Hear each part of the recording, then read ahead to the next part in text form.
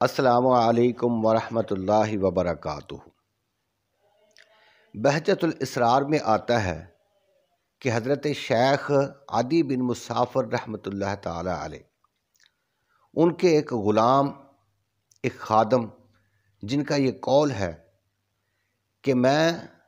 اپنے شیخ عدی بن مسافر کے ساتھ ہم جنگل میں رہتے تھے،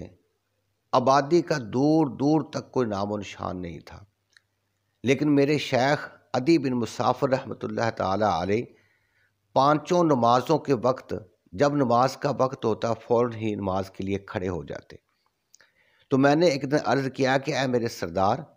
آپ کو نماز کا کس طرح پتہ چل جاتا ہے؟ تو شیخ عدی بن مسافر رحمۃ اللہ تعالی علیہ نے جواب دیا کہ عرش کے نیچے مرغ جب اذان دیتا ہے تو مجھے اس کی آواز سنائی دیتی ہے، اس لیے میں نماز کے لیے کھڑا ہو جاتا ہوں۔ تو ان کے غلام کا قول ہے کہ میں نے عرض کیا کہ اے شیخ، مجھے بھی ایک مرتبہ اس مرغ کی اذان سنا دیں۔ تو ان کے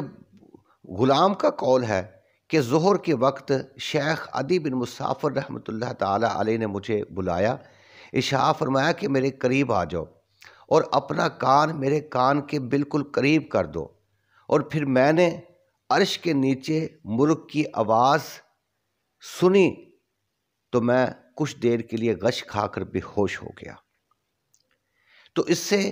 آپ اندازہ لگائیں کہ عرش زمین سے کتنا دور ہے۔ حدیث پاک میں آتا ہے کہ زمین سے پہلا آسمان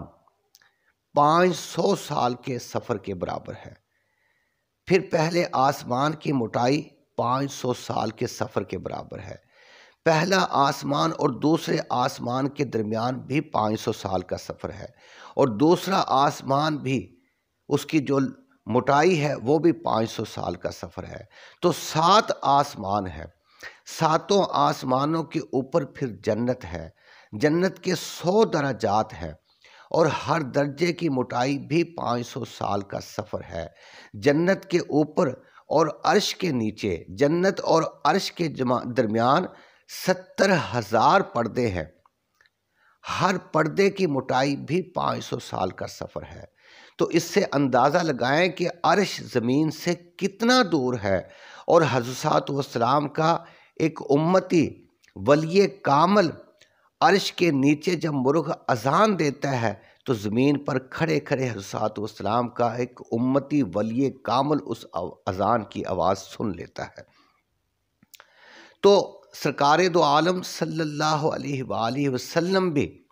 اپنے قبر انور میں جب آپ پر کوئی درود اور سلام پڑھتا ہے تو حضرت والسلام ان کے درود و سلام کو سن لیتے ہیں، چاہے وہ دنیا کے کسی بھی خطے میں، کسی کونے میں، کسی ملک میں، کسی گاؤں میں، کسی شہر میں ہو،